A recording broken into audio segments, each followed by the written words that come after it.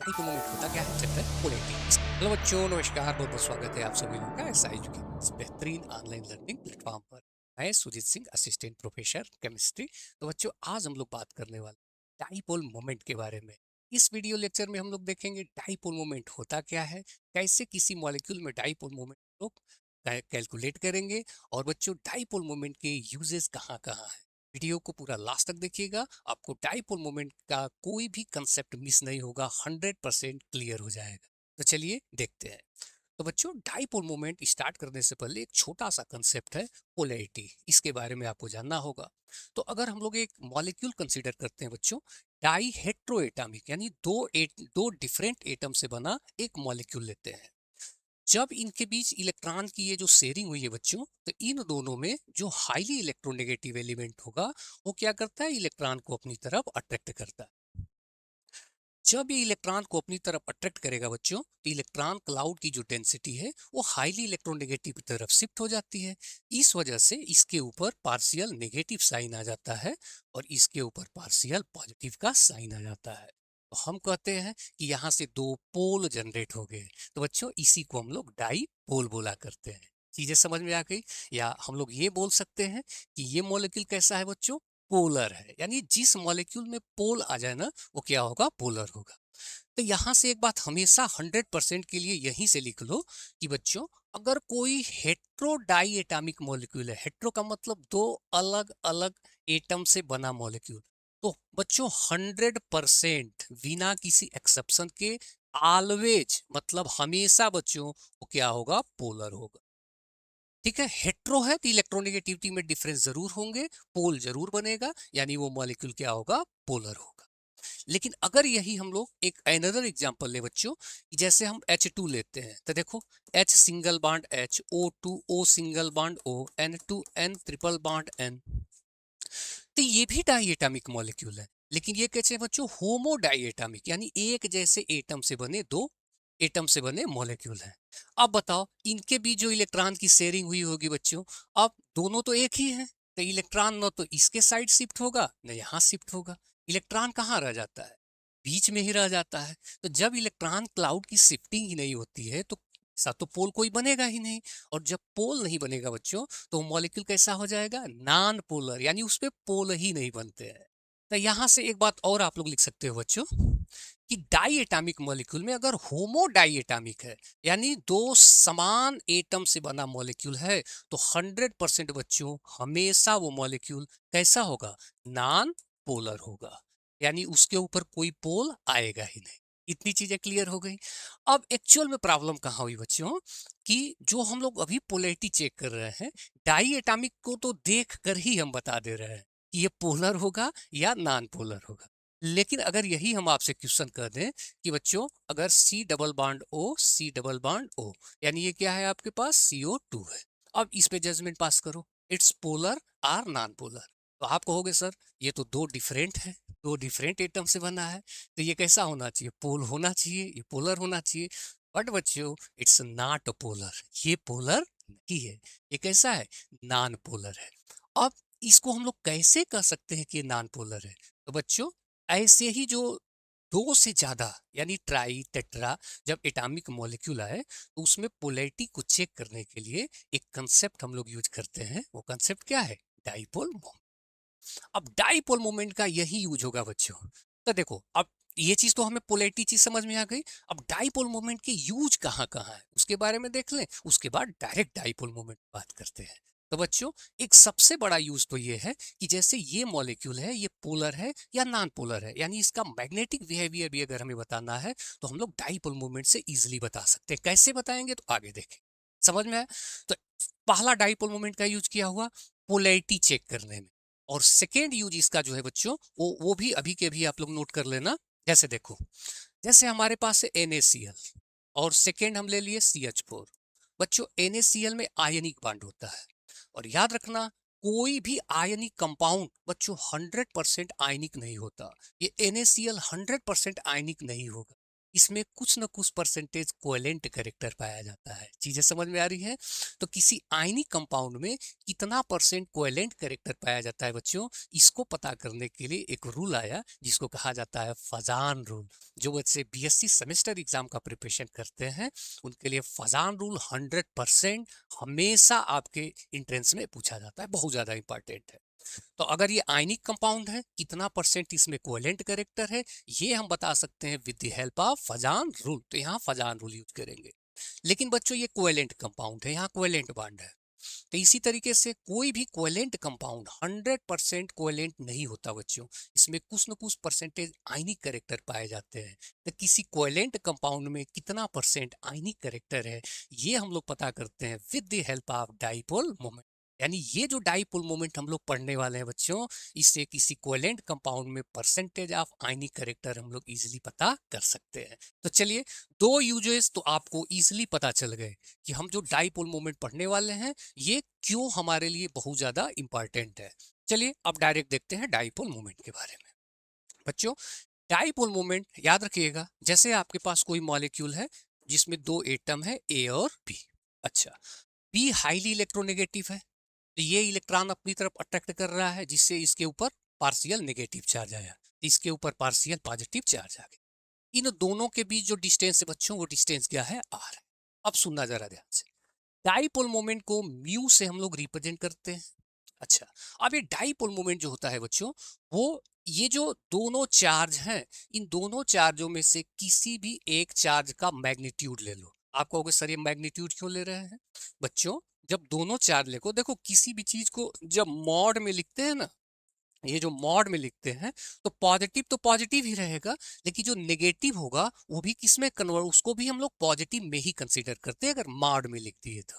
इसी से कहा जाता है कि जो दोनों चार्ज आप लिए हो, इनमें से किसी एक चार्ज का क्या ले लो, मैग्नीट्यूड ले लो, और इनके बीच का जो इंटर न्यूक्लियर डिस्टेंस है बच्चों, इन्हीं के प्रोडक्ट को यानी गुणनफल को हम लोग क्या बोलते हैं, डाइपोल मोमेंट। आई होप आप सभी लोगों को डाइपोल मोमेंट समझ में आ गया होगा कि जो चार्ज हैं इनमें से किसी एक चार्ज को कंसीडर किए और इनके बीच का जो इंटरन्यूक्लियर डिस्टेंस है, इसी को हम क्या बोलेंगे, डाइपोल मोमेंट। चीजें समझ में आ गई? अच्छा, एक चीज और याद रखिएगा बच्चों, ये जो डाइपोल मोमेंट को जो हम लोग मेजर करते हैं, यानी जो यूनिट जिसको आप बोलते हो, ये मेजर करते हैं डीवाई में। यहाँ कहेंगे इसका dipole moment mu is equal to q into r. जो भी वैल्यू आएगी वो किस में मेजर करेंगे, डीवाई में मेजर करेंगे। दूसरी बात याद रखिएगा बच्चों, ये डाइपोल मोमेंट जो है एक वेक्टर क्वांटिटी है। कैसी क्वांटिटी है, वेक्टर है, ये ध्यान दीजिएगा। और वेक्टर क्वांटिटी में आपको पता है मैग्नीट्यूड के साथ साथ डायरेक्शन भी मस्ट होता है, यानी डाइपोल मोमेंट में आपको डायरेक्शन भी पता करना आना चाहिए। जैसे अब डायरेक्शन के लिए क्या करते हैं, जो वेक्टर क्वांटिटी है तो इसको एक ऐसा एरो से हम लोग रिप्रेजेंट कर दिया करते हैं। अब एक्चुअल में प्रॉब्लम ये आती है, कहोगे कि सर हमें ये तो पता चल गया, लेकिन एरो का डायरेक्शन लगाएंगे कहाँ? तो इसको हम लोग एक अनदर एग्जांपल से सीखते हैं। चलो यहाँ से देखो, जैसे और बल्कि ना हो तो इसको एक पॉइंट आप लोग नोट कर लेना जो आपके लिए काफी हेल्पफुल रहने वाला है। पॉइंट ये है, दो पॉइंट हम लिखेंगे बच्चों। ये जो वेक्टर क्वांटिटी, जो डाइपोल मोमेंट ये जो एरो से रिप्रेजेंट कर रहे हैं, इसका डायरेक्शन कहाँ से कहाँ होना चाहिए? तो पहला पॉइंट बच्चों, हमेशा हमेशा बच्चों ये जो लेस इलेक्ट्रोनेगेटिव एलिमेंट है, इससे हायर इलेक्ट्रोनेगेटिव एलिमेंट की तरफ देखो। लेस इलेक्ट्रोनेगेटिव एलिमेंट से हायर इलेक्ट्रोनेगेटिव एलिमेंट की तरफ होना चाहिए। कहोगे सर कोई एग्जांपल दे दीजिए। जैसे अगर हम सी डबल बॉन्ड ओ ले रहे हैं बच्चों, अब इन दोनों में एक बात बताओ, किसकी इलेक्ट्रोनेगेटिविटी हाई है? आप कहोगे सर ऑक्सीजन हाईली इलेक्ट्रोनेगेटिव है। तो जब एरो लगाएंगे बच्चों, ये कम है ये ज्यादा है, तो एरो इस तरह लगा देंगे। आई होप अब आपको समझ में आ गया होगा कि कैसे लगाएंगे, लेस से हायर की तरफ लगाएंगे। सेकेंड कंडीशन इसका ये है बच्चों कि अगर बाई चांस कहीं लोन पेयर आपको दिखे, जैसे मान लो अगर आप H2O करते हो, देखो ये आपके पास H2O है, तो ऑक्सीजन के पास बच्चों दो लोन पेयर ऑफ इलेक्ट्रॉन होते हैं। अब यहाँ एरो आपको लगाना है, तो देखो ये लेस इलेक्ट्रोनेगेटिव, ये हायर इलेक्ट्रोनेगेटिव, तो एक एरो हम यहाँ लगा देंगे। देखो ये लेस है ये हायर है, तो एक एरो यहाँ लगा देंगे। लेकिन बच्चों अब ये जो लोन पेयर है ना, तो हमेशा एरो का डायरेक्शन एटम से लोन पेयर की तरफ, यानी एक आपको यहाँ लगाना पड़ेगा और एक आपको यहाँ लगाना पड़ेगा। ये है हम लोग डाइपोल मोमेंट को का डायरेक्शन हम लोग का कैसे रिप्रेजेंट करेंगे, उसके लिए दो चीजें आप लोग याद रखो। यानी एटम से लोन पेयर की तरफ हमेशा। अगर ये 2 पॉइंट आपको पता है तो आगे आपको कभी भी प्रॉब्लम फेस करने को नहीं मिलेगा और जानना पड़ेगा। चलिए, तो यहाँ से हम लोगों ने देखा डाइपोल मोमेंट क्या होता है, और यहाँ से अब हम लोग एग्जाम्पल से समझने की कोशिश करते हैं। जैसे हमारे पास फर्स्ट एग्जाम्पल है बच्चों CO2। अभी हम बता रहे थे कि CO2 ये पोलर है या नॉन पोलर है, इसको आप कैसे चेक करेंगे। तो बच्चों देखो, CO2 का ये स्ट्रक्चर है। अब एरो का डायरेक्शन आप लोग लगा दो। देखो इन दोनों में देखोगे तो ये हाईली इलेक्ट्रोनेगेटिव है, तो एरो हम ये लगा देंगे। इन दोनों में हाईली इलेक्ट्रिक ये है बच्चों, तो एरो का डायरेक्शन ये चलेगा। ठीक है। अब ये जो दोनों डायरेक्शन है, अब देखो एक इधर जा रहा है और एक इधर जा रहा है, तो दोनों एरो का डायरेक्शन जब अपोजिट है बच्चों और सेम ऑक्सीजन की तरफ ही है, तो दोनों क्या हो जाएंगे, कैंसिल आउट हो जाएंगे। जब दोनों कैंसिल आउट हो जाएंगे तो डाइपोल मोमेंट की जो वैल्यू होगी, यानी म्यू से रिप्रेजेंट करते हैं। हाँ, यहाँ से एक बात और यूज करेंगे बच्चों, जब हमारे पास 2 एटम से ज्यादा होते हैं तो जो म्यू हम लोग पता करते हैं वो म्यू नेट पता करते हैं, यानी net dipole moment, total dipole moment. चीजें समझ में आई। अब बता दो, ये इधर जा रहा है, ये इधर जा रहा है अपोजिट डायरेक्शन में, तो दोनों क्या हो जाएंगे, कैंसिल हो जाएंगे।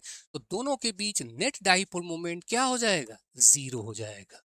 अब नेट डाइपोल मोमेंट का क्या मतलब बच्चों, देखो डाइपोल मोमेंट की अगर कुछ वैल्यू आ रही है तो मॉलिक्यूल क्या होगा, पोलर होगा। कहेंगे कि ये पोल जरूर जनरेट होगा क्योंकि कुछ वैल्यू आ रही है। लेकिन बच्चों अगर डाइपोल मोमेंट की कुछ वैल्यू ही नहीं आ रही है, ये क्या आ रहा है, 0 आ रहा है नेट डाइपोल मोमेंट, ठीक है, तो मॉलिक्यूल कैसा होगा, नॉन पोलर होगा। कुछ वैल्यू आएगी तो पोलर होगा। तो बच्चों अब यहां से आप देख के बता देंगे कि मॉलिक्यूल पोलर है या नॉन पोलर। तो कहेंगे मॉलिक्यूल जो है नॉन पोलर है, क्योंकि डाइपोल मोमेंट की वैल्यू क्या आ रही है, 0 आ रही है। आप लोग टेंशन नहीं लेंगे, आप लोगों को तो अभी बेसिक से समझा रहे हैं, इसके लिए ट्रिक भी समझाएंगे कि मॉलिक्यूल को देखते ही बता दोगे, इतना आपको जरूरत नहीं पड़ेगा, देखोगे और ट्रिक से समझा दोगे। लेकिन बच्चों बेसिक समझना बहुत जरूरी होता है, इस वजह से थोड़ा सा बेसिक चीजें डिस्कस करके फिर हम लोग ट्रिक पे बात करेंगे। तो CO2 कैसा है, पोलर है। यहां से ये चीजें आप लोग नोट कर लो कि नेट डाइपोल मोमेंट म्यू से रिलेटेड, इफ मतलब यदि नेट डाइपोल मोमेंट 0 आ रहा है बच्चों, तो मॉलिक्यूल कैसा होगा, नॉन पोलर होगा, उसमें कोई पोल नहीं हो। और अगर mu net not equal to 0 हो, यानी वो 0 के बराबर न हो, कुछ न कुछ वैल्यू आए, तो मॉलिक्यूल कैसा होगा बच्चों, पोलर होगा। तो पोलरिटी चेक करना है तो नेट डाइपोल मोमेंट चेक करो। चलो, अब यहां से हम लोग कुछ कैलकुलेट करते हैं। तो याद रखना, होमो डाई एटॉमिक मॉलिक्यूल हमेशा पोलर होगा, जैसे H2O2 N2 ये सारे कैसे होंगे, पोलर होंगे। और हेट्रो डाई एटॉमिक मॉलिक्यूल जैसे HCl HBr HI ये सारे कैसे होंगे बच्चों, नॉन पोलर, सारे पोलर होंगे। और होमो वाले कैसे होंगे, नॉन पोलर होंगे। ठीक है। बाकी ये जो सारे, जैसे देखो यहाँ HCl कैसा होगा, होमो हेट्रो डाई एटॉमिक मॉलिक्यूल है, ठीक है, तो ये पोलर होगा। ठीक है। N2 कैसा होगा, तो देखो ये होमो डाई एटॉमिक मॉलिक्यूल है तो नॉन पोलर होगा। बाकी ये सारी चीजें कैसी आ रही हैं तो एक एक करके एग्जांपल से समझते हैं। चलो, तो यहां से बच्चों हम कुछ कंडीशन ले लेते हैं और उस पर बात कर लेते हैं। जैसे सबसे पहले तो होमो और हेट्रो तो डाई एटॉमिक तो आप लोग क्लियर कर लिए। अब हम लोग ट्राई एटॉमिक में बात करते हैं। और ट्राई एटॉमिक में सबसे पहले लेते हैं बच्चों AB2 टाइप। क्या लेते हैं, AB2 टाइप मॉलिक्यूल ये लेते हैं। AB2 टाइप में ए हो गया C, बी हो गया O, और ये क्या हो गया बच्चों, CO2। और क्या हो सकता है, SO2 हो सकता है। देखो ये सारे कैसे हैं बच्चों, AB2 टाइप मॉलिक्यूल। यहां से जजमेंट पास करना है कि मॉलिक्यूल पोलर होगा या नॉन पोलर होगा। आपको यहीं से एक ट्रिक समझा रहे हैं, ट्रिक आप लोग ध्यान देना प्यारे बच्चों। अगर